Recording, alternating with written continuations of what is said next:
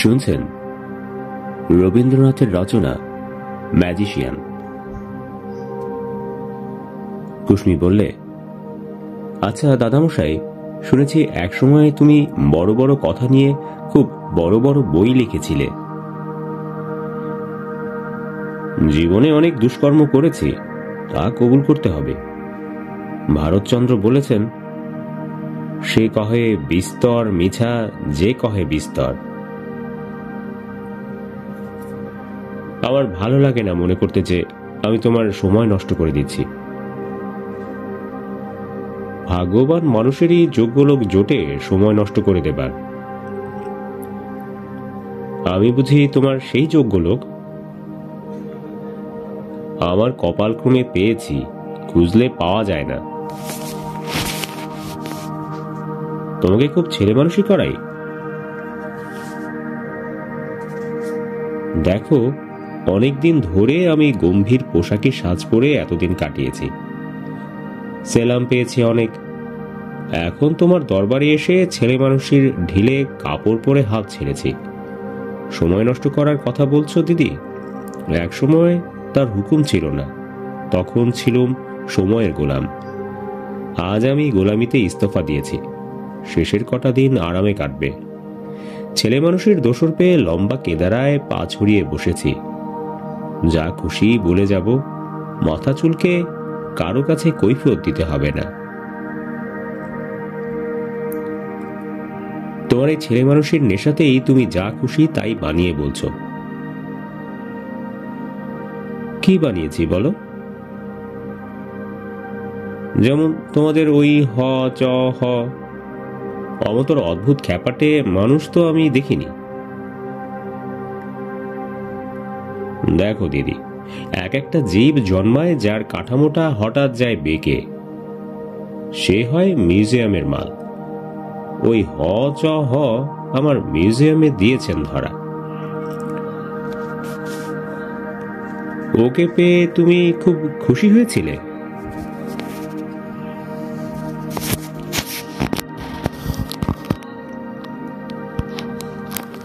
তা হয়েছিল, কেননা তখন তোমার ইরুমাসি গিয়েছেন চলে শ্বশুর বাড়ি।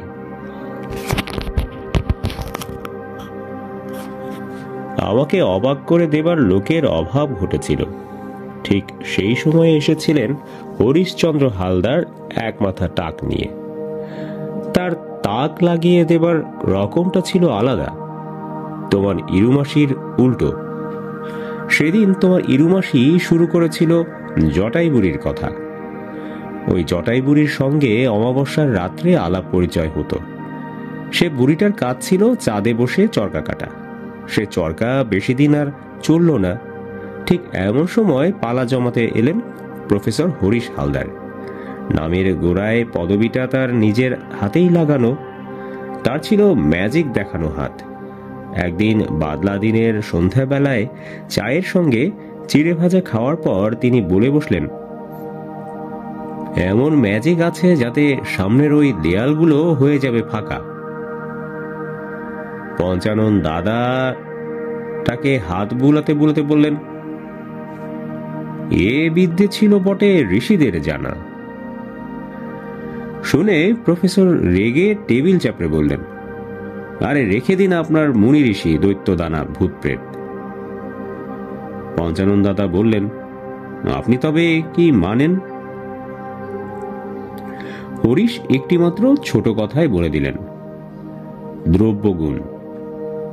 আমরা ব্যস্ত হয়ে বললুম, সেই জিনিসটা কি?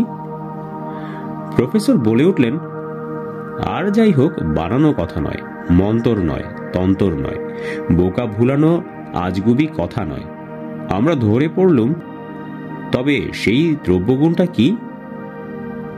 প্রফেসর বললেন, বুঝে বলি, আগুন জিনিসটা একটা আশ্চর্য জিনিস, কিন্তু তোমাদের ওইসব ঋষিমুনির কথায় জ্বলে না। দরকার হয় জ্বালানি কাঠের। আমার ম্যাজিকও তাই। 7 বছর হর্তকি খেয়ে তপস্যা করতে হয়, এটা ঠিক না। জেনে নিতে হয় দ্রব্যগুণ। জানবা মাত্র তুমিও পারো, আমিও পারি। কি বলেন প্রফেসর, আমিও পারি ওই দেয়ালটাকে হাওয়া করে দিতে? পারো বই কি, হিরিং ফিরিং দরকার হয় না, দরকার হয় মাল মশলার। আমি বললাম, বলে দিন না কি চাই। দিচ্ছি, কিছু না, কেবল একটা বিলিতি আমড়ার আঠি আর শিল নোড়ার শিল। আমি বললুম, এ তো খুবই সহজ, আমরা আঠি আর শিল আনিয়ে দেব, তুমি দেওয়ালটাকে উড়িয়ে দাও। আমরার গাছটা হাওয়া চাই ঠিক 8 বছর 7 মাসের। কৃষ্ণ দ্বাদশীর চাঁদ উঠবার 1 দণ্ড আগে তার অঙ্কুরটা সবে দেখা দিয়েছে। সেই তিথিটা পড়া চাই শুক্রবারে রাত্রির 1 প্রহর থাকতে। আবার শুক্রবারটা অগ্রহায়ণের 19 তারিখে না হলে চলবে না। ভেবে দেখো বাবা, এতে ফাঁকি কিছুই নেই, দিনক্ষণ তারিখ সমস্ত পাকা করে বেঁধে দেওয়া। আমরা ভাবলুম কথাটা শোনাচ্ছে অত্যন্ত বেশি খাঁটি, বুড়ো মালিটাকে সন্ধান করতে লাগিয়ে দেব। এখনো সামান্য কিছু বাকি আছে। ওই শিলটা তিব্বতের লামারা কলিম্পং এর হাটে বেচতে নিয়ে আসে ধবলেশ্বর পাহাড় থেকে।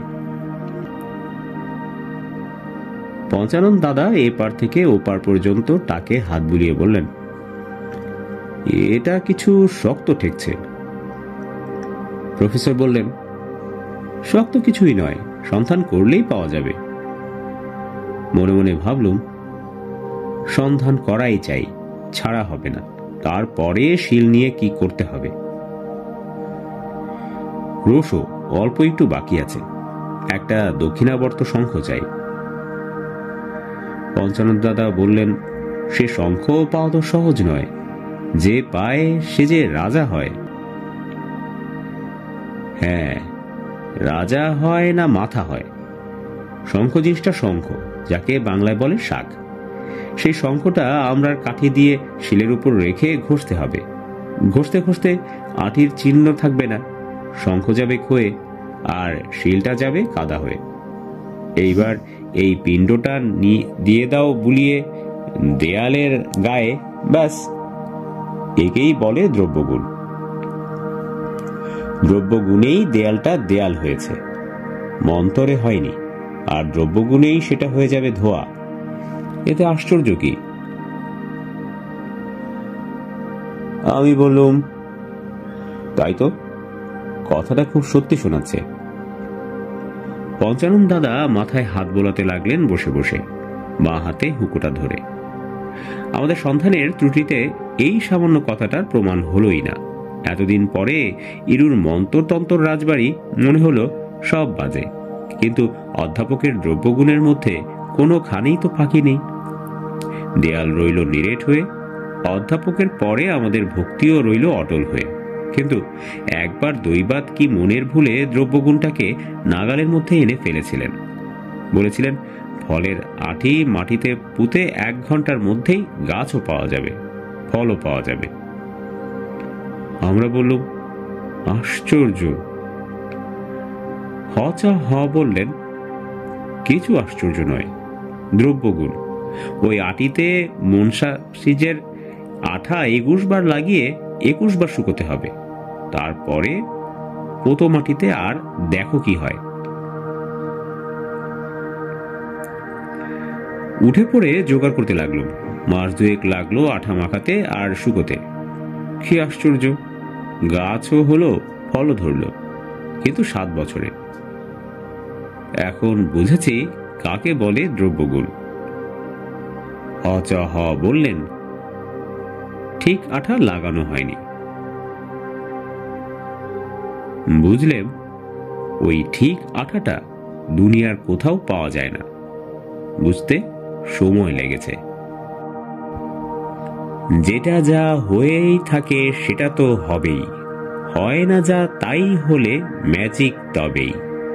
নিয়মের বেড়াটাতে ভেঙে গেলে খুঁটি, জগতের স্কুলে তবে পাই ছুটি। অঙ্কর কেলাসেতে অঙ্কই কষি, সেথায় সংখ্যাগুলো যদি পড়ে খুশি। বোর্ডের পরে যদি হঠাৎ নামতা, বোকার মতন করে আমতা আমতা। 2 2 4 যদি কোনো উচ্ছ্বাসে একেবারে চড়ে বসে 49। ভুল তবু নির্ভুল ম্যাজিক তো সেই, 5 7 35 কোনো মজা নেই। মিথ্যেটা সত্যই আছে কোনোখানে, কবিরা শুনেছি তারই রাস্তাটা জানে। তাদের ম্যাজিক ওলা খ্যাপা পদ্মের, দোকানেতে তাই এত জোটে খদ্দের।